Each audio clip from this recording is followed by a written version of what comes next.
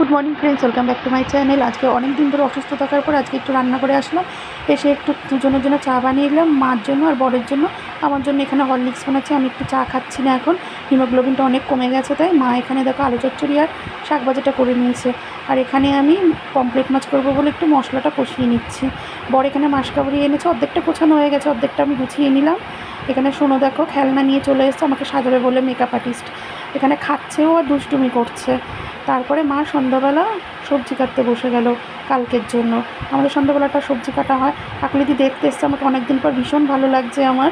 রাত্রিবেলা আমি ডিনার করে ফেললাম, রুটি তরকারি আর একটা মাছ। আমি আর মা এই ঘরে ডিনার করছি আর ওই ঘরে ওরা করছে। রাত্রিবেলা এত কাশি হচ্ছে কি বলবো, সে আমি আর ভাত খেতে ইচ্ছে করছে না। রাত্রিবেলা কাশি হচ্ছিলো বলে আমি আবার একটু গরম জল করে নিলাম গার্গেল করব বলে। তো রাত্রিবেলা গার্গেল করে শুয়ে পড়লাম। সবাইকে গুড নাইট, খুব ভালো থাকবে।